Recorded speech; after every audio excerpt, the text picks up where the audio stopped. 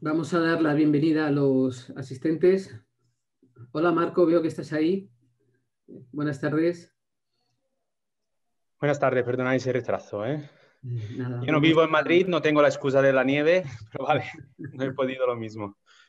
Pues sí, esto está muy divertido aquí en Madrid. Bueno, se está conectando Mariano Rodríguez para empezar en cuanto esté conectado con este webinar que es un poco hablar de algunas claves para hacer una revisión. Gracias a los asistentes y bueno, pues el objetivo es que seáis lo más participativos posibles. Por tanto, yo os invito a que ante cualquiera de las preguntas que lancemos, que tenemos unas cuantas preguntas para lanzar, pues lo contestéis. Como creo que no somos muchos, yo creo que lo más práctico es que las preguntas que se os ocurran las hagáis en el chat y las preguntas que lancemos al aire pidáis con la manita la participación y Ana os va dando paso para lo que queráis comentar. Ya está Mariano por aquí. Por favor. Sigue, Marco, por favor. Nada, no sé si habías ya introducido el tema antes que me conectara, pero quería aprovechar también para... Todos están avisados, como mínimo los miembros de la Hofsen, si hay otros asistentes de afuera, no, pero sí que ya se ha procedido a seleccionar 3 candidatos de la Hofsen que participarán a lo que era la segunda parte del proyecto, que es ya la parte práctica, que es decir, realmente de revisar artículos y manuscritos con la ayuda de lo que es el comité editorial de la revista Nefrología. Los 3 seleccionados, uno es María Molina, del Hospital Germán Trias Pujol de Badalona, la otra es la doctora Cristina Alonso del Hospital PZ de Valencia y finalmente la doctora Mónica Furlano de la Fundación Puigverd de Barcelona. Así que unas de ellas están también presentes, otras sí que los han pillado durante las vacaciones cuando los hemos conectado, pero uno felicitarlos porque hemos recibido muchas peticiones, ha sido en parte, no ha sido fácil seleccionar los 3 y también recordamos que la idea es que este proyecto sea anual, por lo cual el año que viene habrá posibilidad de seleccionar más candidatos, por lo cual seguir las charlas y también volver a presentaros en los tiempos que os diremos por el año que viene. Ya está, era para rellenar un poco el tiempo. Fantástico.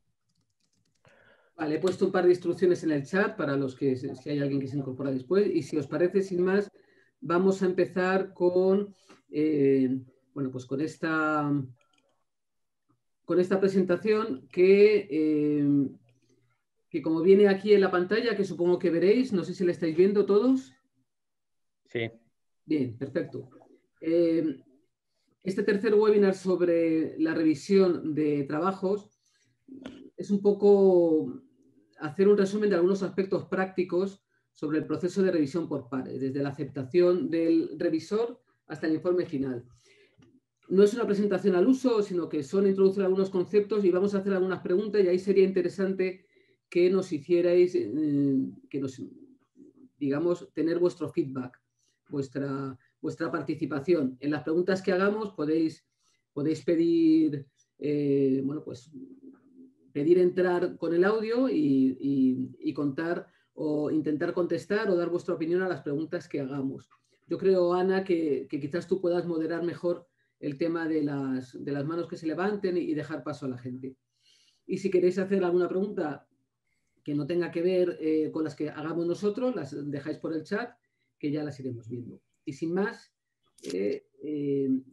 yo voy a ir haciendo un poco la introducción de los temas que queremos tocar sobre el tema de revisión por pares y luego entre Mariano y yo vamos haciendo preguntas o haciendo comentarios sobre estos aspectos sobre los que vamos a tratar.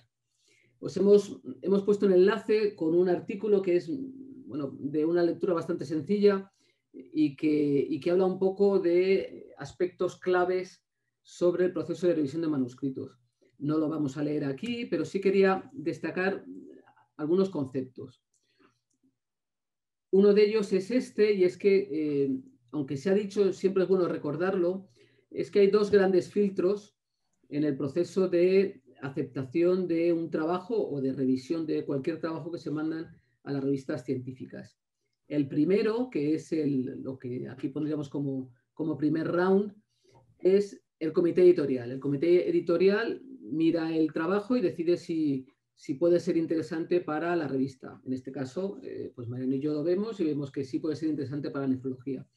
Aquí se quedan bastantes trabajos, o bien porque el tema ya está tratado, porque no entra dentro de los objetivos de nefrología, o bien porque ya se ha tratado mucho de ese tema o no resulta de interés. El editor directamente dice a los autores, mira, recibimos muchos trabajos y pues no cumple los criterios que el comité editorial considera que debe tener un trabajo que se publique en nefrología.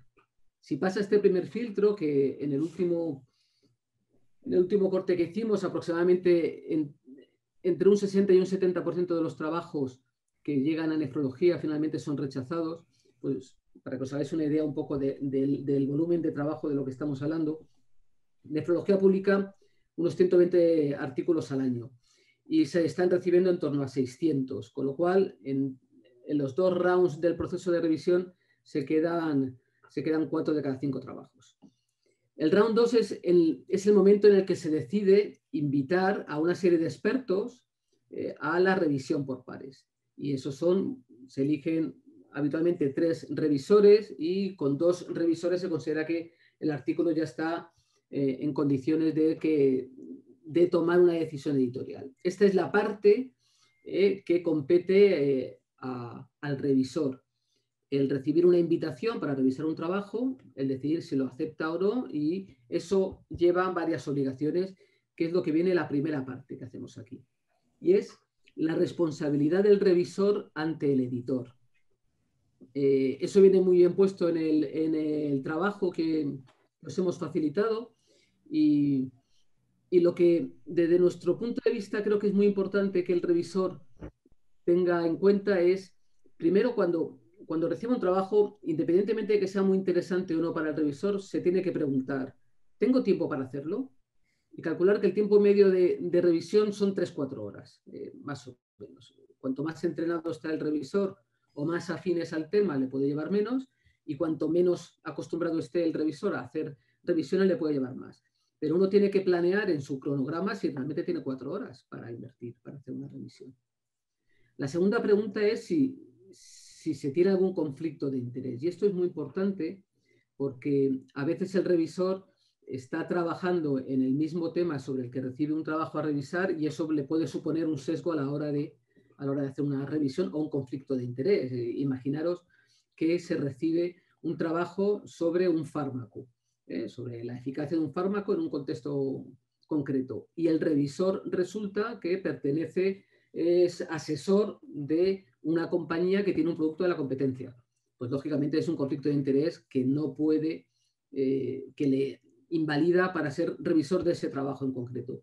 Y en eso hay que ser honesto, porque los editores no conocen cuáles son los conflictos de interés de todos los revisores, que además pueden ir cambiando de un mes a otro. Y eso es importante tenerlo en cuenta. Y por último, es ver si estoy capacitado, es decir, si es un tema afín, o si uno tiene cierta experiencia sobre ese tema en concreto, que no siempre es imprescindible, porque muchas veces las cuestiones formales y saber identificar si un trabajo está bien hecho o no significa que uno tenga que ser un gran experto en el tema, pero sí que sea un tema afín.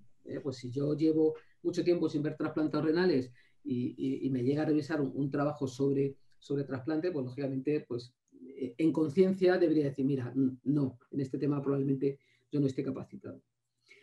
Y quizás lo más importante para los editores es el tema de cumplir los plazos. Esto es, responder a la invitación lo antes posible e intentar no pasarse el tiempo de revisión. Eso es un problema que tienen todas las revistas. La revisión es un proceso altruista, no se cobra por ser revisor. Sí se tiene un reconocimiento científico, es una actividad que se considera dentro del currículum vitae, quizás no en oposiciones estatales, pero es un tema que sí es importante. Y si cualquier revisor necesita un certificado de que ha hecho una revisión, pues se pone en contacto con la editorial y se le facilita sin ningún problema.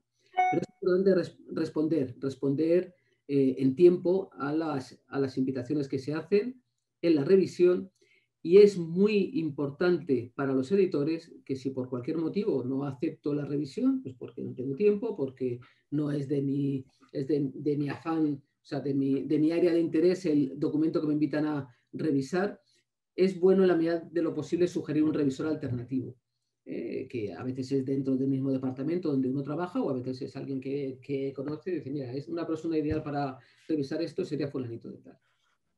Esto sobre este apartado, el revisor ante el editor. No sé si quieres comentar algo más, Mariano, o pasamos aquí a hacer un debate sobre estas preguntas. No, yo quería comentar algo que muchas veces para nosotros o para cualquier revisor o editor pesa y no sé si debe pesar.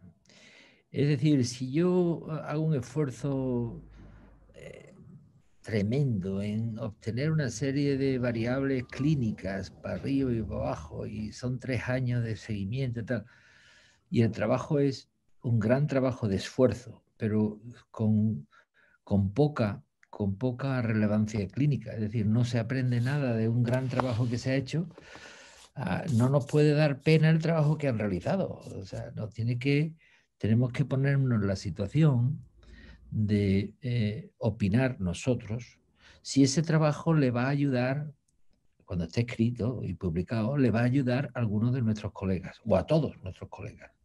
Y si no le va a ayudar, por mucho esfuerzo que haya habido, esto es un elemento que uno tiene que decir, no me voy a poner a leer este trabajo, voy a decirle porque en realidad el trabajo es inmenso, pero que no nos dé pena el trabajo que se ha realizado. Es que al final tenemos una serie de colegas que tienen un número limitado de espacios en una revista para poderse leer.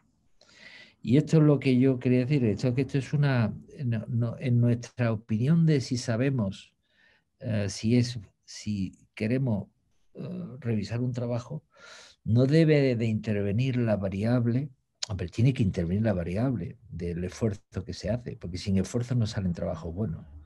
Pero si no hay relevancia en lo que se comenta y tiene uno que decirle al editor, mire usted, si quiere lo evalúo, pero a mí me parece que es que esto así de entrada poca relevancia va a tener. Si quiere lo sigo evaluando, pero si me parece que ya en una primera mirada no me parece adecuado, pues se lo dice al editor, mire usted que yo esto lo reviso si usted quiere, pero que ya le digo que esto no es aceptable. Y eso es una actitud noble, porque ya sabe uno que el editor que si necesita más revisores, aunque solamente se pongan 2 opiniones de otros 2 revisores, la del primero le debe de contar, aunque oficialmente no esté contabilizado como revisor. Y esto lo he hecho yo muchas veces, algunas veces, y pocas veces no lo han hecho a la revista Nefrología. Y esto ayuda mucho a los editores.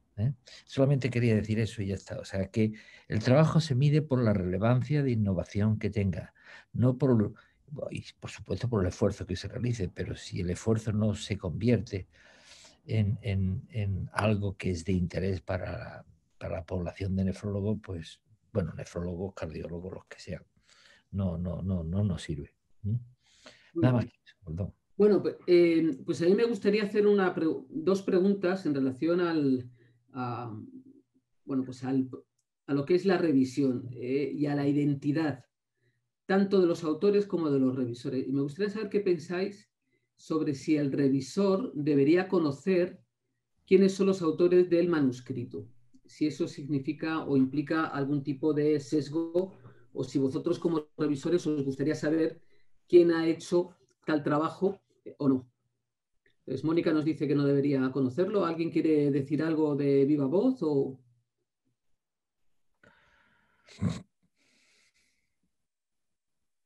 Bueno, es como, yo sí que hago un comentario. ¿Las 2 preguntas al mismo tiempo se pueden contestar o no?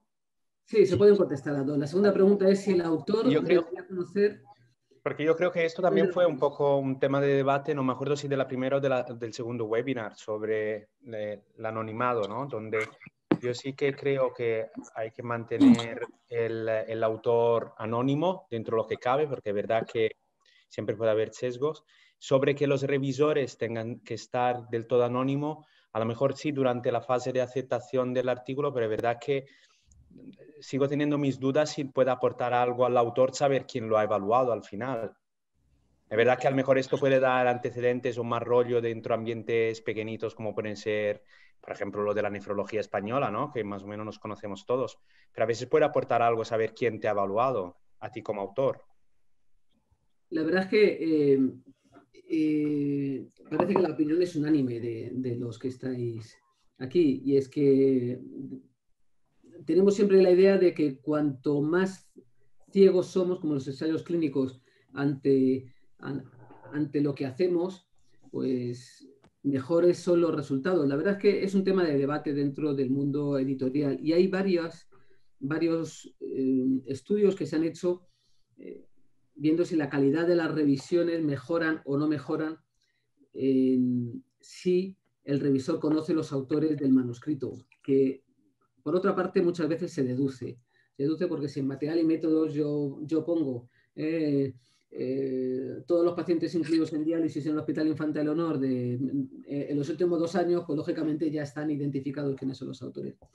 Pero no parece que mejore las decisiones finales el hecho de que se conozcan o no los autores del manuscrito.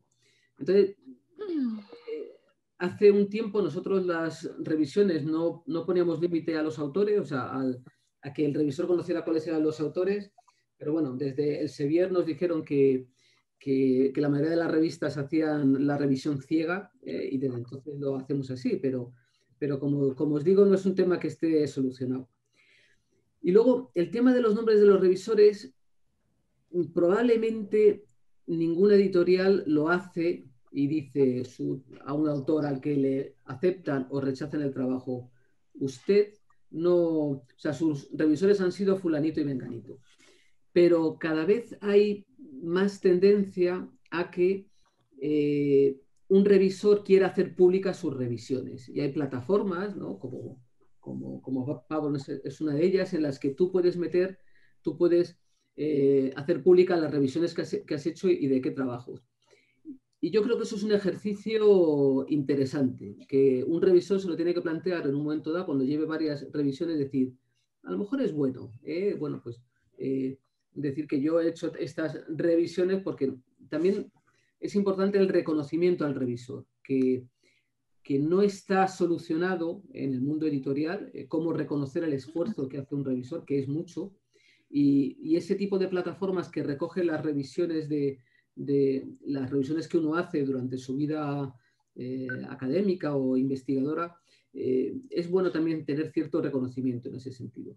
Entonces, también se ha visto que no suelen cambiar el tipo de revisiones, a favor o en contra de un trabajo, el hecho de que se sepa con antelación o no el que los revisores, o sea, el que los autores van a recibir el nombre de los revisores. Y lo que sí es importante es que las revistas, cuando termine el proceso editorial, comuniquen a los revisores el resultado final de su revisión, o sea, de ese trabajo, si al final ese trabajo ha sido aceptado o no, y además las revisiones de sus colegas. Es decir, es un trabajo que ha recibido 3 revisiones, pues yo recibo un feedback por parte de la editorial en el que aparece, por un lado, qué fue la decisión editorial final, y en segundo lugar, qué han dicho mis colegas que también han revisado ese trabajo, porque eso también es enriquecedor para el revisor. Bueno. Yo creo, perdón, voy a ser muy breve, esta vez sí. Yo creo que el nombre de los autores, es verdad que en algunas revistas lo quitan, pero últimamente yo sigo viendo nombres de los autores. Y creo que para el revisor, que es experto en un tema, si no es experto, da igual, si es experto en un tema, sabe la trayectoria de los autores que publican el trabajo.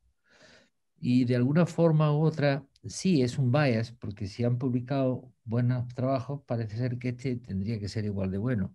Pero no, si te mantienes rígido en un criterio de esta forma, es más, puedes incluso exigirle más a gente. mm, Si no has contado 25.000 veces cosas de estas, dime algo nuevo, ¿no? Esto es por un lado. Y en segundo lugar, a los que no han publicado y son gente que están emergiendo, que eso lo ves, porque tienen alguna que otra publicación, pero no muchas, uno se tiende más, y esto es así, a corregir y a aplicar partes que serían mejorables en el artículo. Bueno, esto es humano, esto es imposible de coordinar. Y con respecto a que los revisores, a que los autores conozcan al revisor, yo creo que de toda la vida de Dios, chavales, o sea, lo digo en serio, el que ha querido que un autor se entere de que tú le has revisado el trabajo, se lo puedes decir tú, en el pasillo de un congreso. Oye, por cierto, y te hace un comentario y dice, mira, este tío ha revisado el trabajo. Y dice, ay, perdona, que he hecho un comentario. Bueno, sí, es que yo corregí tu trabajo y me pareció bueno y se salió aceptado, enhorabuena.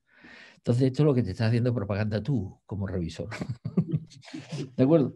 Pero no conozco a nadie que le diga en la cara a otro que el artículo que ha revisado es es malo.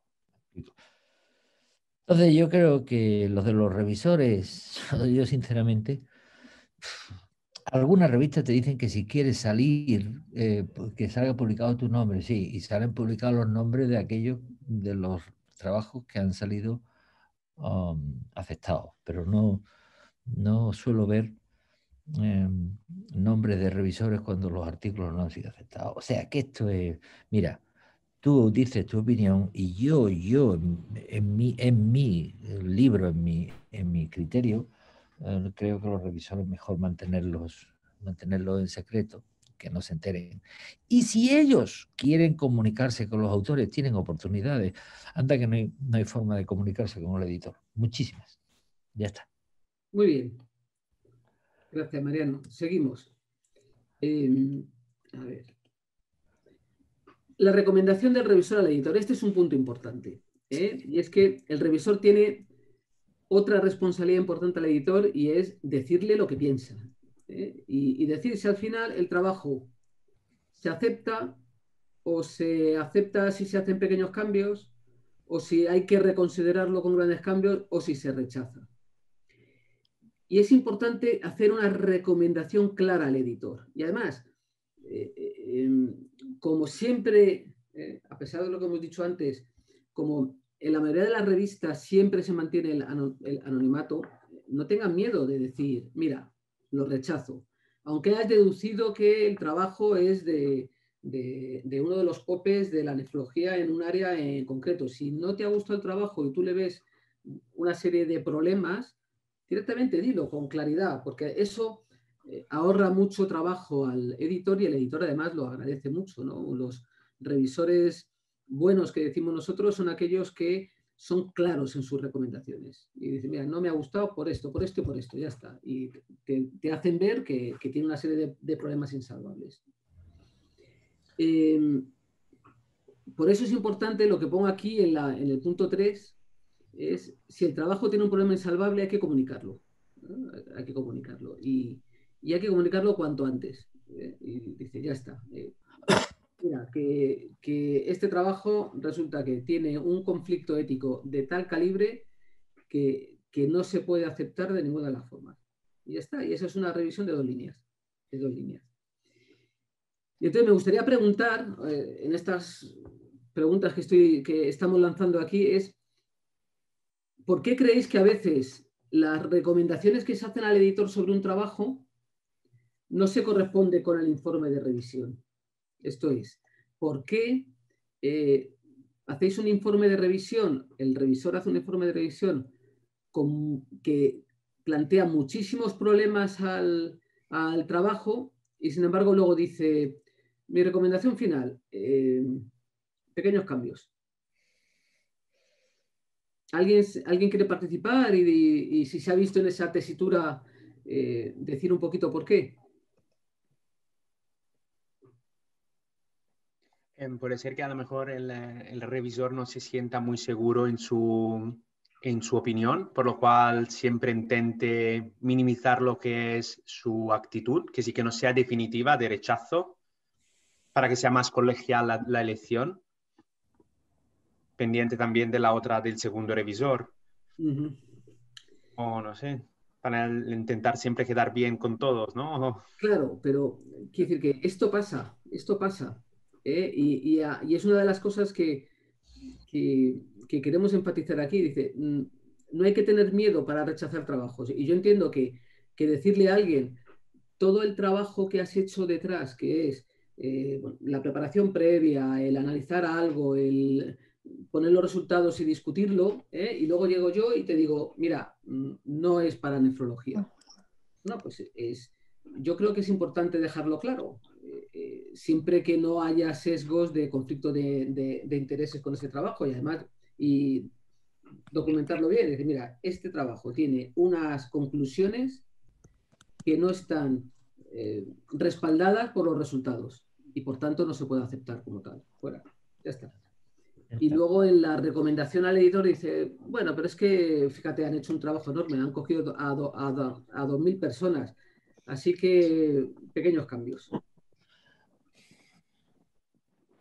Vamos a ver, el mejor, pues Sí. Roberto, puedo decir, el mejor revisor es aquel que le transmite al editor claramente, si el trabajo debe o no debe publicarse. Eso es lo primero. Y si se debe publicar o cree que se puede publicar, le tiene que decir, pero solo si me hace A, B y C, que es importante para que el trabajo coja consistencia. Si no, no lo admitiría. Y tercero, está la posibilidad de que, evidentemente, tú que eres conocedor del tema, porque has leído sobre eso y tal, diga, oye, se me ha ocurrido que podrían añadir este análisis y este segundo análisis y añadir una tabla, que es la tabla número 4, en la cual explique algo más. Y el trabajo sale beneficiado. ¿De acuerdo? Y eso tiene que ser claro, porque si no a los editores nos volvemos locos, porque no sabemos si en realidad el revisor considera grave un problema en el trabajo o simplemente quiere que se corrija y ya está, y sin más. Ya está. Nos comenta aquí, Mónica nos comenta que es verdad que se hacen comentarios para los revisores hacen comentarios para que mejoren los resultados, conclusiones. Quizá no es para esa revista, pero sí para otra, y el revisor brinda ayuda al editor y al autor. Sí, es verdad, pero siempre es bueno que sean coherentes la información que se da al editor por un lado y la que se dé al revisor por otra. Yo creo que es más problemático cuando es muy crítico con el trabajo, pero luego se dice finalmente que no se puede aceptar, que si se dice que el trabajo no se acepta porque no cumple una serie de criterios, y luego si se hacen una serie de comentarios al autor que pueden ayudar en el camino que puede tener ese trabajo, que no se acepta en nefrología, pero se puede aceptar en otra revista, sin duda. ¿Querías comentar, Marco? Que creo que querías decir algo. Era un comentario más porque justo iba a leer lo de Mónica, pero ahora, quería decir, como no somos, vamos, yo creo que podemos también efectivamente intentar que las intervenciones sean a voz, lo digo porque a veces a lo mejor alguien hace un comentario en el chat y que por X motivos no llegamos a leer, entonces a lo mejor si hace una intervención directa, lo digo por los asistentes, ¿eh? Y también lo que quería comentar yo, porque esto un poco desconozco, a veces hay un trabajo detrás, un artículo que el revisor no conoce o no llega a evaluarlo. Digo porque, por ejemplo, el tema del conflicto de interés o otros temas, vale, a lo mejor lo digo por si llegan determinados artículos en lengua, vamos, de autores no españoles, muchas veces en otra revista hay como un copy editor, ¿no? Alguien que mira los errores de sintaxis o gramatical. Hay en la revista Nefrología que es un trabajo detrás antes de revisor, que sí que revisa, por ejemplo, temas de conflicto de interés del autor, que es anónimo, por lo cual el revisor ni sabe si esto existe, antes que el revisor llegue a evaluar el artículo. A ver. O, por ejemplo, siempre pienso al tema de la metodología, donde determinados ensayos complicados, a lo mejor desde el punto de vista estadístico, pillan cortos el revisor. Sí, ya sé lo que quiere decir. Hay varias cosas detrás. Cuando un trabajo llega ya a los revisores, aparte de que ha pasado ya pasa varias cribas. Una es la propia editorial, que ve si ese trabajo tiene todas, digamos, todas las partes que se exigen para cada tipo de trabajo. Es decir, si es un trabajo original, si está estructurado, que tiene un abstract, que tiene una introducción, un material, etc. Si no lo tienes, diciendo faltan, tiene que hacerse de acuerdo a las indicaciones en el apartado instrucciones para autores de cada tipo. Lo segundo que se pasa es por el filtro editorial. El editorial lo lee y dice, puede ser interesante, lo paso a revisores.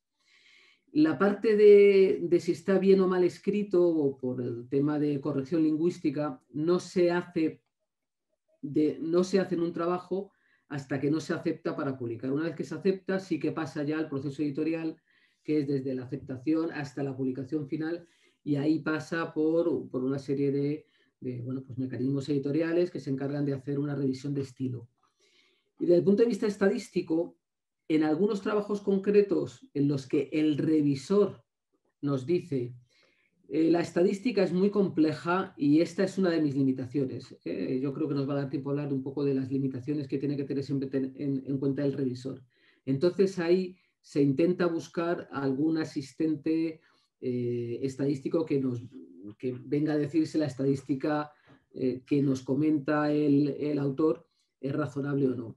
Es verdad que para revisar artículos, sobre todo si son artículos si son observacionales o ensayos clínicos, siempre es conveniente tener cierto grado de familiaridad con lo que es la metodología estadística, una metodología estadística básica. Pero claro, si ya se empiezan a hablar de propensity scores, con muchas variables o con test estadísticos que escapan un poco del conocimiento habitual, pues ahí es una de las limitaciones que puede poner el revisor. Dice, mira, la estadística a mí no me cuadra, pero no soy yo la persona más capacitada para ver si estadísticamente está bien hecho este trabajo.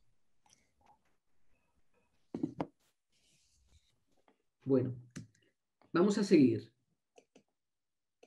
Aquí tenemos el tema del revisor ante la revisión. Y yo creo que es importante en esto saber que no es un proceso estandarizado, no hay que hacerlo siempre con el mismo protocolo, pero es importante saber cuáles son las normas de redacción de la revista. Y también es importante intentar hacer una especie de revisión sistemática de cada uno de los apartados del manuscrito, sobre todo en las primeras revisiones, y para eso está el trabajo que os hemos dado, o este otro que pongo aquí, que es una guía sistemática para revisar un manuscrito, que es de cada uno de los apartados del trabajo hacerse unas preguntas. Pero quizás lo importante y las 6 preguntas fundamentales que se tiene que hacer un revisor ante cualquier trabajo es ver si la pregunta que tiene ese trabajo es relevante, o sea, si tiene interés, si está de actualidad, si puede ser útil, si es original, es decir, ahora mismo que nos llegue un trabajo que nos diga cuál es la actitud de una unidad de diálisis ante una pandemia COVID, pues eso que era de mucho interés y de mucha utilidad hace 7 meses, 8 meses, pues ahora lógicamente ya se ha publicado bastante sobre el tema. Es importante, pero no es original. Fijarse en las debilidades y en las fortalezas de la metodología, ver si está escrito de una forma clara, ver cómo están las figuras y las tablas, y de esto nos habló mucho Mariano en el primer webinar, y luego aspectos éticos que se nos pueden escapar a los editores en un momento dado, y es que a lo mejor pues te dice un revisor, es decir, cuidado, que estos están dando un medicamento y no viene en ningún sitio que han pedido el consentimiento informado, o que han registrado un ensayo clínico cuando debe estar registrado según las normas actuales. Para que os hagáis una idea de las preguntas, en este trabajo que os pongo aquí, y que esto no es para verlo, hay 34 preguntas, y en cada uno de los apartados de cualquier trabajo, pues por ejemplo, el resumen, el abstract resume de forma apropiada el manuscrito. Hay diferencias entre los datos que se dan en el resumen y en el resto del manuscrito. ¿Se puede entender el abstract sin leer el manuscrito? O sea, eso es muy importante a la hora del revisor. Esto es muy parecido a lo que contó Mariano en el primer webinar, pero para las primeras revisiones a lo mejor tener este trabajo ahí y decir, bueno, en este apartado me voy a fijar en cuáles son las preguntas que hay que hacer en introducción, métodos o en cualquiera de las secciones de cualquier trabajo de investigación que nos inviten a revisar. Pero el revisor tiene también responsabilidades ante el autor, y es que yo creo que es importante que los comentarios que se hagan al revisor sean constructivos, o sea, que no se critique, se le diga, mira, este trabajo que tú has hecho es que no vale para nada, pero ¿de dónde sacas estos criterios? ¿Pero tú te has leído la situación actual? Hombre, no. Yo creo que hay que ser siempre amable porque estamos hablando de colegas que están haciendo un esfuerzo para intentar comunicar su investigación. Evitar comentarios o críticas de naturaleza personal, eso es importante. Y nunca contactar con los autores si has deducido quién es el autor sin permiso de los editores. Todo el proceso de revisión de un trabajo sometido a una revista debe de mantenerse la estricta confidencialidad. Y entonces es cuando yo planteo aquí la pregunta, ¿qué sesgos pensáis que puede tener un revisor a la hora de hacer una revisión? ¿Qué cosas se os ocurren? Y sí me gustaría que entre todos participáramos. No sé, María, no sé si te ocurre decir algo sobre este apartado. No. Sí. Es que me gustaría saber cuáles son los sesgos que cree cada uno que puede tener. Pero, por ejemplo, si no habla nadie, yo puedo preguntar. Oye, gustarle a uno mucho la anemia y ver un trabajo de anemia, ¿sería un sesgo? Es decir, sinceramente, ¿creéis que porque algo sea muy afín al tema que vosotros domináis, os va a hacer modificar la objetividad que tenéis sobre el tema? ¿No? Por ejemplo, muchos dicen, no, es que yo sé de esto demasiado. Yo creo que es un sesgo muy difícil de eliminar, pero está claro que si a mí en concreto de la nefrología me interesa mucho el tema de trasplante renal, puede ser que un artículo, un ensayo sobre trasplante renal lo considere muy interesante y muy útil por su publicación. Que sí, pero es verdad que es difícil de eliminar porque de lo que entiendo la mayoría de las veces los revisores intentan revisar temas que controlan y que dominan, por lo cual esto también creo que hace parte, es un poco probablemente idiosincrasia del mismo proceso de revisión. Yo uno de los sesgos claro que veo puede ser lo de selección que comentábamos antes, a lo mejor lo que siempre se habla, que si normalmente se intentan seleccionar o considerar más interesantes artículos y manuscritos con resultados positivos. No con resultados que no se puedan aplicar o que no tengan relevancia clínica activa, para decir, como que a nivel de intervención. Muy bien. Sí, yo estoy totalmente de acuerdo con eso. Totalmente de acuerdo. ¿Comentarios? ¿Alguien más que quiera opinar o hablar de tipos de sesgos? Oye, si a un tío le tengo yo mucha manía y mando un trabajo, eso es un sesgo, eso está claro, ¿no? Sí. Lo mismo que si es amigo íntimo de alguien, ¿no? Sí, ahí has dado Yo creo, Mariano, que has dado en el clavo, que cuesta mucho en un trabajo en que el revisor deduce quién es el autor, porque muchas veces se deduce, por lo que he dicho antes, el hacerle una evaluación negativa. Y quizás eso a la hora de aceptar o no una revisión lo debemos de tener en cuenta. Es decir, señores, yo no puedo revisar este trabajo porque es amigo mío. Es muy amigo mío y si resulta que el trabajo no me gusta, pues a lo mejor ese es un sesgo importante. Y no lo sé si esto, el conflicto de interés puede tenerlo el mismo revisor, no solo el autor del artículo. También esto a lo mejor puede ser un tipo de sesgo. Sí, señor. Si yo, por ejemplo, tengo colaboraciones sobre los nuevos EPORAL con patrocinios privados y me llegan ensayos que demuestran el beneficio de estos fármacos, probablemente es difícil ser objetivos, o no, digo yo, pero vale. No, sí. Es una especie de examen de conciencia el que tiene que hacer el revisor. Simplemente decir, bueno, esto mejor que no lo toque porque estoy seguro que le tengo anticuerpos ya antes de verlo. Bueno, pues eso también se aprecia mucho, por parte de... Actualmente la mayoría de las revistas no piden conflictos de interés al revisor de forma explícita, pero sí que un revisor debería tenerlo en cuenta, Pero, por ejemplo, hay cosas que yo creo que vienen en el trabajo que hemos mandado antes, que hay que tener en cuenta que un revisor debe intentar aislarse de ese tema. Y es que cuando un trabajo, pues porque viene de Egipto, pues tiene muchos errores gramaticales, directamente ya piensas que es malo.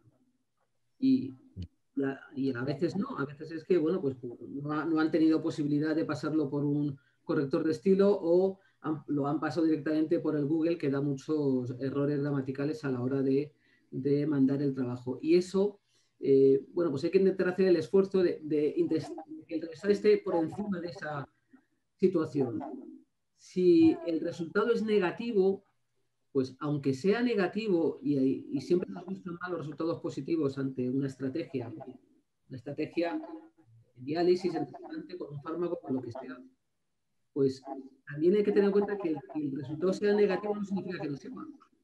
Te puede llamar la atención, hay 20 trabajos que han dado resultado positivo, y sin embargo, este dice, mi resultado es negativo. Bueno, pues eso evidentemente te impacta y hace que veas el trabajo con lupa y que lo puedas poner como alegación. Pero un resultado negativo per se no debe ser un sesgo para el revisor. Y muchas veces los resultados negativos incitan a una evaluación negativa. Sí. Una pregunta, lo digo porque, perdonáis, a lo mejor estoy sobreexpuesto, pero... Y se comentaba muchas veces que el revisor lo que más impacta es el título, ¿no? Muchas veces el título o el abstract, ¿no? De entrada. A veces que ya desde ahí muchos revisores ya saben de dónde va el tiro, ¿no? Entonces, esto puede ser que también constituya un sesgo, que si yo no he sido capaz de plasmar un buen título en el artículo, a pesar que después sea válido, esto puede resultar un problema. O en el abstract, más que no solo en el título, en el abstract, que es lo que más veces se le da peso. Eso serían más que un sesgo, sería el hecho de que el autor no ha sido capaz de ponerse el mejor traje, como decía Mariano, a la hora de escribir el trabajo. Y entonces da bueno, pues unos mensajes confusos, tanto en el resumen como en el título, porque no dan la información que realmente luego se coge en el manuscrito. Ese es un problema para el autor, porque significa que tiene más riesgo de que su trabajo se rechace. El revisor cuando evalúe un trabajo, no debe quedarse solamente en el título y en el astra, sino que tiene que hacer el esfuerzo de leerse el manuscrito, lógicamente, y entonces puede detectar, decir, mira, si es que el astra no... Si tú lees el astra no te enteras de lo que está diciendo, y eso es una crítica negativa, y eso es que no invalida el trabajo, pero sí puede ser un motivo para que este trabajo, que tiene resultados interesantes, que está bien diseñado, etcétera, pero tiene un astra y un título que lo tiene que cambiar, y eso es una revisión con grandes cambios, por ejemplo. Eso es una cosa que tiene que hacer el revisor. Pero el revisor tiene el sesgo de que se quede solamente en el astra y en el título y ya directamente ya se haya puesto en una situación en que el resto del trabajo no le va a gustar. Y eso es un riesgo que hay. Bueno, en lo de los títulos, os voy a decir una cosa, son en una revista científica el título de los trabajos es realmente es importante, y hay muchas veces que los títulos no son malos y los artículos son buenos. Me refiero de que no hacen justicia el título a lo que viene debajo, que es el trabajo. Yo quisiera reconocer, si me dejáis, que he recomendado cambiar títulos, pero he recomendado. Nunca se me ha ocurrido decir este artículo, porque el artículo es propiedad del que lo escribe, y lo único que puedo hacer es una recomendación amigable, ¿no? De que diga, normalmente los títulos que vienen mejor a los artículos es aquello en el cual, en el título, reflejas el trabajo y las conclusiones. O sea, hace una afirmación más que sobre lo que estás trabajando y atrae la atención. En fin, o sea, esto además muchas veces no hay reglas, y es muy personal de la forma en que los autores les gusta poner sus títulos pero evidentemente hay un margen del revisor para decir, oiga, yo claramente cambiaría el título, como está diciendo Marco, ¿no? Pero y se hace y se pone, y si es una recomendación, es una recomendación. No está obligado el autor a cambiar el título, ni tampoco yo creería que es recomendable, por así decir, perdón la redundancia, de que el autor tenga que cambiar un título porque el revisor le parece bien. No. El revisor le critica un método estadístico, le critica la falta de algo, y eso lo tiene que responder. Si el título no refleja lo que aparece en el trabajo, pues ya entre los editores y todos ya tratamos o recomendamos de que cambie el revisor, el autor. Ya está. Roberto, hay dos personas que han levantado la mano, Mónica Furlano y Ana Buseda. Venga, Mónica. Sí, yo quería hacer un comentario a lo de recién, que en relación a las recomendaciones que hacen los revisores, muchas veces como autor te da un poco de miedo y lo tomas como si fuera una orden, porque al final te ponen tantas recomendaciones. A mí en relación a los títulos, o sea, no he publicado mucho, pero lo poco que tengo me han hecho cambiar los títulos, que luego son títulos o más resumidos o con una información más concisa, pero al final tú puedes decir, bueno, vale, no, yo lo quiero dejar así, y cuando te vuelve la segunda revisión, como diciendo, te hemos dicho que pongas tal cosa, vale, bueno, pues ya lo pongo, lo dejo contento porque quiero terminar con esto, que es muy tedioso. Pero es verdad que un autor a veces puede defender lo suyo hasta el último, pero al final si te dan tantas recomendaciones como autor, terminas haciendo lo que te dicen los revisores. Así que esa palabra como recomendamos y luego queda a lo que haga el autor a veces es difícil. La última, los editores de las revistas son los que tienen quizás la última palabra en esto. O sea, si el editor considera que el autor no tiene por qué cambiar el autor no tiene que cambiar el título, no se cambia y se acabó, ¿me entiendes? Y el artículo no tiene por qué ser rechazado porque el título no le gusta. No, sí. ¿Me entiendes? O sea, no, esto no es así, de verdad. Con el tiempo, os daréis cuenta que tanto como clínicos y como investigadores y como revisores, cuando uno se cree y está convencido de que es razonable su juicio, lo tiene que defender. ¿Me entiendes? No puede estar uno pendiente de que todo el mundo esté contento. O sea, esto es una cosa, lo digo desde el punto de vista personal, como un poco más senior, ¿no? Si uno cree que su opinión es válida, tiene que exponerla y ya está, y defenderla. No hay esto. sí, ya lo sé, es que yo tengo 4 trabajos y necesito 5. Bueno, muy bien, bueno, pero, vale, es tu criterio, tú haces lo que quieras, pero que cuando uno está convencido de que su trabajo es válido, es bueno y lo tiene que hacer, entonces el revisor dice, bueno, tiene que decir, ¿es un impedimento para que se publique o es una recomendación? Y eso está claro, ¿de acuerdo? Cuando es una recomendación, es una recomendación. Y cuando es un impedimento, es un impedimento. Y eso lo tenemos claro los editores. Y entonces, bueno, pues ya está. Entonces, eso de que te digan 7 veces que cambie el título, porque dígame usted que lo tengo que cambiar o no. Y es más, uno puede comunicarse en privado con el editor y decirle, mire usted, si no lo cambio, ¿me va a rechazar usted el artículo? Los editores no son demonios, son gente que tiene que estar ahí y juzgar un artículo y las evaluaciones. Y si son recomendaciones, son recomendaciones. Y si está uno obligado a hacer un análisis estadístico alternativo, pues lo tiene que hacer. Eso sí que lo tiene que hacer. No, mire usted, no lo hago porque no me da la gana. No, pues entonces no se publica. Mire usted, que el título me parece a mí que usted cree que es de otra forma y yo creo que de esta. Explíqueme usted si lo tengo que cambiar o no. Si lo tengo que cambiar, pues bueno, pues lo tendré que cambiar. Pero si es una recomendación, no está uno obligado a hacerlo. Los editores tenemos la obligación, con la ayuda de los revisores, de decir claramente qué es lo que hay que hacer en el artículo para que sea publicable.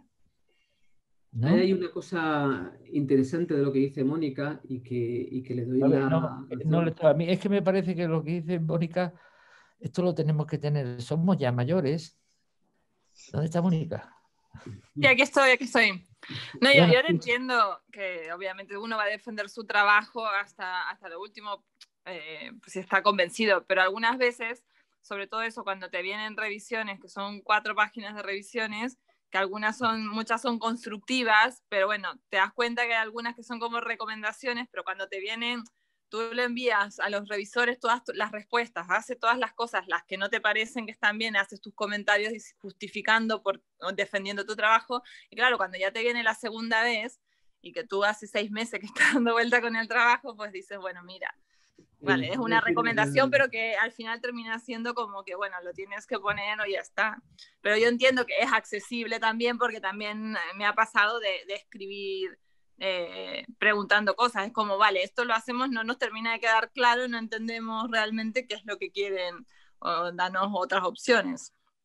Yo creo que es importante, pero ya no tanto para el revisor, sino para el autor, el que cuando llegue un informe de revisión que tiene muchos apartados a contestar, los conteste a todos. Aunque venga como recomendación, le recomiendo que cambie, que también le conteste. Me parece muy interesante y tal, pero hemos pensado, hablando en los autores, que este título refleja más el objetivo final que estamos buscando. Lo digo porque habitualmente el trabajo que ha pasado una primera revisión y lo dan con grandes cambios, la segunda revisión va a los mismos revisores y habitualmente a otro más en caso de que los editores consideren que se beneficiaría de un revisor alternativo. Revisores que además suelen tener acceso a la primera revisión de todos los revisores. Entonces, si un revisor vuelve a ver su trabajo y ve que ha hecho una recomendación y directamente no lo ha comentado el autor en uno de los puntos, pues ya sabéis cómo es el mundo de los egos, y más en el ambiente en el que estamos, se enfada y dice, pues esto ya le voy a volver a decir que lo vuelva a escribir porque esto no puede ser. Por eso es importante que el autor conteste a todas y cada una de las sugerencias que reciba por parte de los revisores.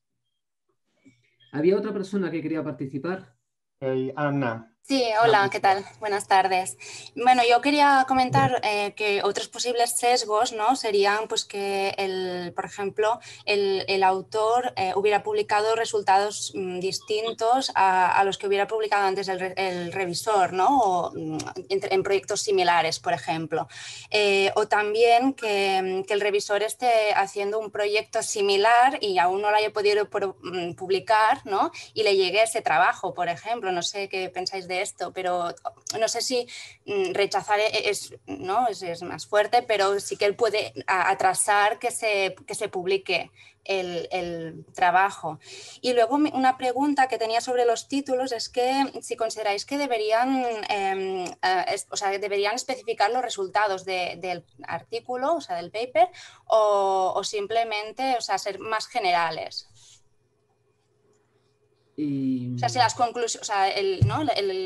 conclusiones de tu artículo, como del trabajo que has hecho, los resultados que has obtenido, si deberían ir incluidos en el título, el principal resultado.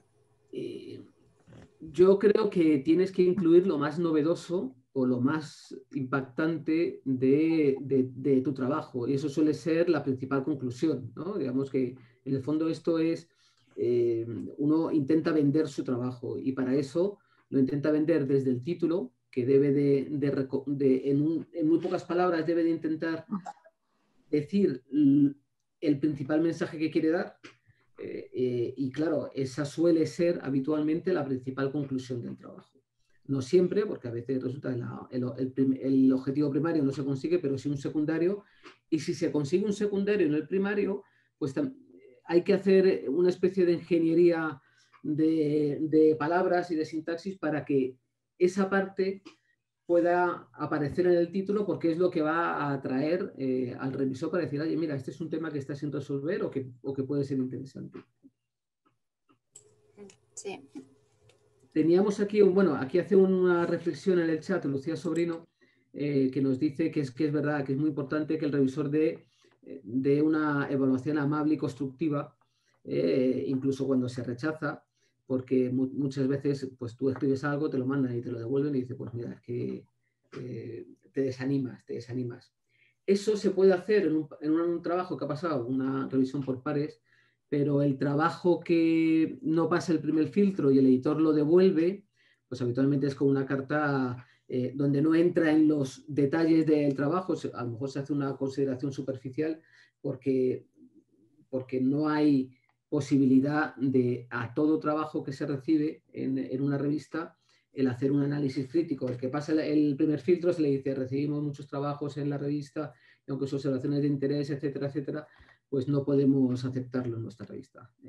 Y eso es verdad que cuando tú mandas un trabajo y te lo devuelven en un plazo corto de tiempo, ya adelantas que probablemente es una evaluación negativa y que probablemente no ha pasado la revisión por pares, es que no ha pasado el primer filtro editorial. Yo diría que bueno, los revisores, estamos hablando de los revisores y de los autores casi simultáneamente, lo cual es bueno. Yo creo que el autor que tiene 20 trabajos publicados le han rechazado 20 por 5, 80 trabajos. O sea, la media de trabajos que a ti te rechazan y que te aceptan, la proporción es de 1 a 5. El mismo trabajo te lo van a rechazar 4 veces antes de que llegue a publicarlo. Porque te crees que es buenísimo y lo manda a una revista buenísima y te lo rechazan y vas bajando hasta que encaja y el trabajo encuentra su casa, que su casa es la revista correspondiente. Entonces, los autores no deben de estar desanimándose porque le rechazan un trabajo. Pues no vea, entonces no acabaría nunca uno. Lo que sí debe de es despabilarse y hacer lo que dije, lo mejor con sus resultados. Y el problema es que desafortunadamente los editores y las revistas pueden ayudar a que el artículo cuando salga sea mejor que cuando vino. Pero lo que no podemos es, y esto es duro lo que voy a decir, es que no tenemos tiempo de animar a la gente. Porque es que entonces acabamos en un ciclo que es imposible manejar una revista o si nos repercutimos en cuáles, tenemos que ser muy fríos a la hora de explicar las cosas. Evidentemente hay que ser educado, oye, y no se puede ser uno grosero a la hora de decir frases juzgando un artículo. Pero eso se trata de educación y de forma de escribir, ¿no? Pero la palabra o la preocupación por desanimar a un autor, eso lo vamos a tener que quitar de la cabeza, porque es que si no, no somos capaces de llevar para adelante una revista. No sé lo que opináis vosotros, o sea, que quitaros... y Roberto sabe que uno puede tener toda la empatía con el esfuerzo de gente y de autores, pero no puede dejarse guiar por empatía. Y el autor debe de entender que esto de publicar no es una cosa fácil, sino es costosa y lleva tiempo. Y yo no os quiero decir el número de trabajos que me han rechazado porque os echaríais la mano a la cabeza. Pero una vez hice el cálculo y no lo voy a decir. ¿Me entiendes? Pero son bastantes centenas de veces. Entonces, eso ya está, ¿no? Porque ya hablo demasiado. Venga, sí. Otra cosa. Nos quedan 7 minutos. Vamos a... os he puesto en pantalla lo que vemos nosotros los editores del informe de un revisor. Tenemos 2 apartados, que son los comentarios confidenciales al editor y los comentarios al autor. Deberían ser distintos, aunque a veces en el comentario al editor el revisor pone los mismos que para el autor.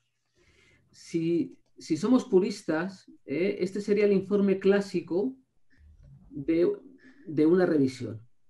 Y en el informe para el editor tiene que estar muy claro la conveniencia o no de publicar y las limitaciones del manuscrito. Dice, mira, la principal limitación del manuscrito es que el estudio estadístico se hace en 6 pacientes y con 6 pacientes no puedes sacar un dato relevante o por lo menos de la importancia que le quieren dar los autores de este trabajo, por ejemplo. Y luego las críticas que os parezcan más interesantes y aquellos conflictos que detectas. Dice, mira, este trabajo tiene un problema y es que analiza 2 fármacos, pero lo comparan con uno que ya no se usa. Entonces, tiene poco interés. Y aquí es donde hay que incluir las limitaciones del revisor. Si vosotros a la hora de hacer la revisión veis que no llegáis en un apartado porque la estadística, pues por el motivo que sea, o porque en el desarrollo del trabajo veis que la metodología se está usando un tipo de método sobre el que no estés acostumbrado, pues lo tenéis que poner y con tranquilidad. Dice, mira, esta es mi opinión, pero que tengas en cuenta que me quedo yo un poquito corto con la parte de la estadística. Y el otro punto es el informe para el autor. ¿Qué es lo que va a leer el autor? Que ya hemos dicho que siempre debe ser constructivo, educado, respetuoso. Y el informe clásico dice que es importante hacer un resumen del trabajo donde se destaque la originalidad y la relevancia del trabajo. Y luego una serie de listado de comentarios estructurados. Primero comentarios mayores, que son aquellas limitaciones más importantes que habéis visto en el trabajo. Comentarios menores, que aquí se suele incluir que, bueno, pues que la redacción en métodos es inadecuada porque no se habla de exactamente qué tipo de técnica se ha utilizado para medir la creatinina, por ejemplo, o que las citas bibliográficas no siguen las normas de la revista, etc. Y luego comentarios específicos que no entran en ningún apartado de mayor y menor, pero que consideres que es importante. Esto sería lo que es el informe clásico. Si queréis ver algo, bueno, pues una presentación donde se detalla cómo tiene que ser ese informe en cada uno de los apartados, pues aquí os he dejado un enlace, una presentación que está en YouTube de un editor de una revista, de la revista Gaceta Sanitaria. Pero este informe clásico no tiene por qué ser el único. Hay otros tipos de informe. Entonces me gustaría plantearos a vosotros si pensáis que se puede hacer otro tipo de informe aparte de este estructurado que os acabo de comentar. Si alguien quiere participar.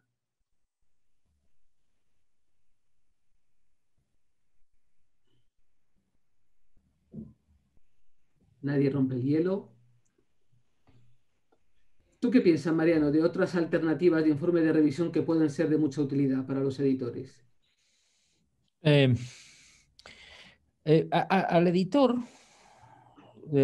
hombre, uno tiene que decirle, lo ha resumido muy bien aquí Roberto en este cuadro, pero a mí me gustaría que cuando me digan conveniencia de publicar, me dijeran por qué. Y conveniencia de no publicar, evidentemente, el manuscrito tiene limitaciones y también me lo dijeran por qué específicamente. O sea, que utilizaran las limitaciones del manuscrito para justificar si son tan grandes las limitaciones que no permiten su publicación. Y la conveniencia de publicarlo, que me lo digan, porque cuando se mejore con las críticas, será un artículo fantástico para la revista. O sea, esto es lo que a mí me gustaría que me dijeran. Esto es lo que yo normalmente escribo. Mire usted, además tardo 1 línea y media. El artículo se debe publicar porque es actual, no hay nada escrito sobre el tema y añade elementos que son muy importantes para la clínica. Pero, y digo, hay que arreglar esto, esto y esto. Y eso es totalmente distinto, porque yo no le voy a decir al autor que es fantástico, que ayuda a la clínica, en fin. Sí, le puedo decir, oye, enhorabuena por el trabajo bien hecho y tal, pero esto no se puede publicar tal como está y tienes que hacer estos comentarios que estás viendo aquí. Es decir, que todo quizás va un poco dirigido a cómo encajar que el trabajo sea publicable o simplemente, mira, que no es publicable, punto. ¿De acuerdo? Y uno, de verdad, cuando tengáis un trabajo delante, os voy a poner a leerlo. Cuando acabe el abstract, vosotros mismos vais a decir, si esto a mí no me ayuda nada, si esto no hay por dónde cogerlo, seguid andando y revisar el artículo, porque estáis en la obligación de explicarle al editor que no se puede publicar. ¿Y por qué? Dame 2 razones o 3. No me escriba 3 folios para decirme que no se puede publicar porque es que no van a ningún lado. Porque no me entiendes. Y si escribes mucho, que hay gente que escribe tela, que sea de una forma específica para que el artículo se pueda mejorar. Yo tengo revisiones de artículos que si me hubieran dejado, hubiera escrito una revisión, una editorial sobre el tema, porque es que los mediterráneos somos así.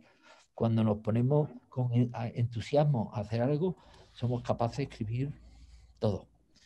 Y ya está, yo no creo que tenga... Yo creo que está muy sintético aquí.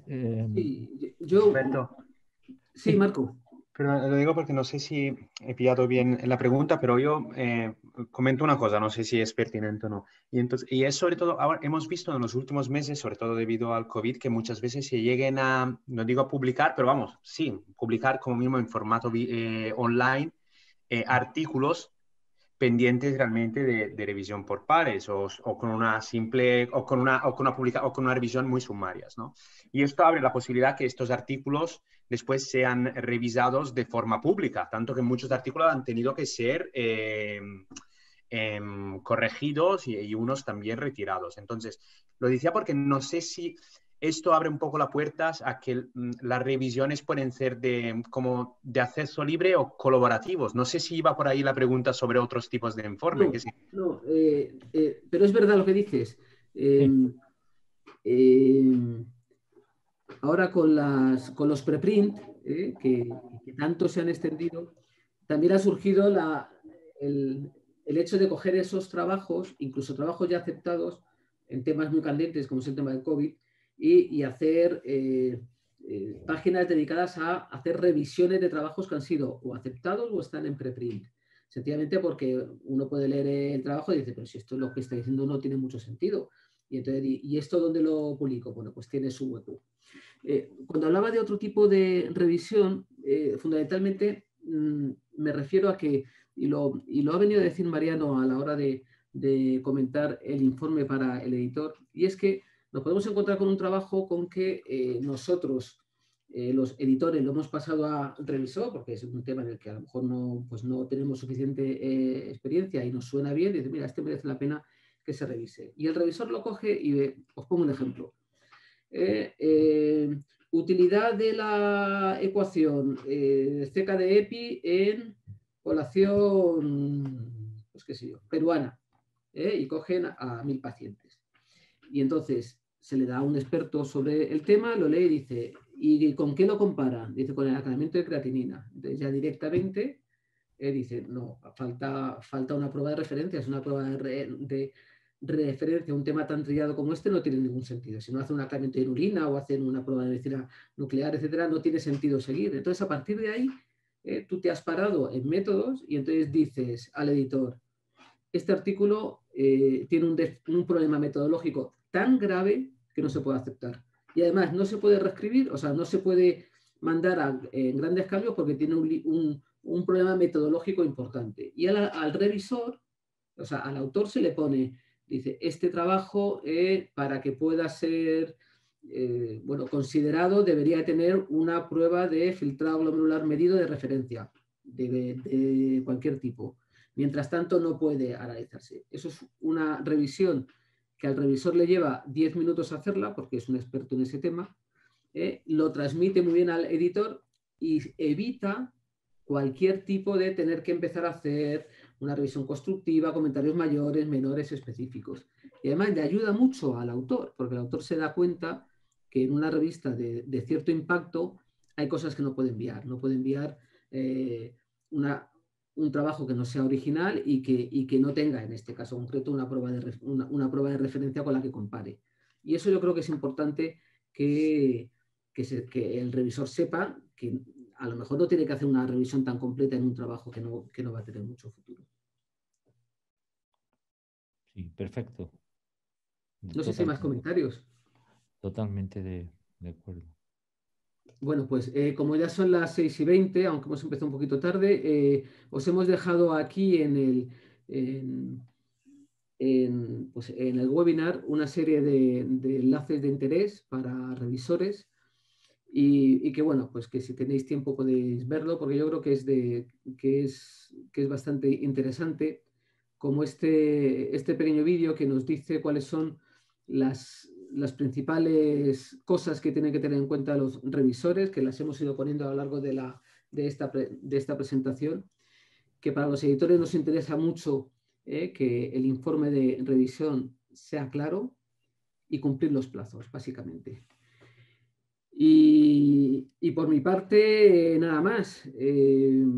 Yo finalizo agradeciendo a los que habéis atendido a estos revisores, invitando a los que van a hacer este curso de revisores de forma más intensa con nosotros, pues agradecer su interés y que ya nos pondremos en contacto. Y os dejo la palabra a vosotros, a Mariano y a Marco, por si queréis comentar algo. Yo os voy a decir una cosa, ¿eh? Ya me gustaría a mí que yo cuando tenía 25 o 30 años me hubieran enseñado de esta forma, por lo menos a pensar, ¿no? A plantearme cosas que no se me habían ocurrido, ¿no? Entonces, creo que no estáis perdiendo el tiempo, que es lo primero. Ni yo tampoco, ¿eh? Y de aquí saldrá algo bueno, seguro. El camino que esto está tomando es positivo para mí. O sea que vamos a ver ahora los siguientes pasos. Roberto es el que está siendo el director de orquesta. Yo soy uno de los músicos y ya está. Yo también finalizo diciendo, agradeceros tanto a Roberto como a Mariano y también agradecer con antelación todo el resto del comité editorial por este esfuerzo que harán durante los próximos meses. Yo creo también tranquilamente puedo hablar por todos los Hofsen, que creo que el tema sea de mucho interés. Realmente es un déficit formativo a lo largo de la residencia y también más allá, lo de saber escribir y sobre todo saber leer. Por lo cual, muchas gracias. Agradeceros a todos los que han participado a la selección y a las 3 candidatas que han sido seleccionadas finalmente, María Molina, Mónica Furlano y Cristina Castro. Y recordar a todos que estos vídeos se están grabando, por lo cual también este último seguramente, porque veo lo veo en la pantalla. Será disponible en la página, en el canal YouTube de la Sociedad Española de Nefrología por quien quisiera verlo en futuro. Las primeras 2 ya tienen más de 100 visualizaciones, que teniendo en cuenta que es un tema muy concreto, yo creo que sea un buen número. Por lo cual, muchas gracias a todos y esperamos que se pueda repetir también en futuro, en los próximos años, este tipo de proyecto. Muchas gracias. Nada. Pues nada, gracias a todos y ya nos seguimos viendo, que este es un mundo muy pequeñito.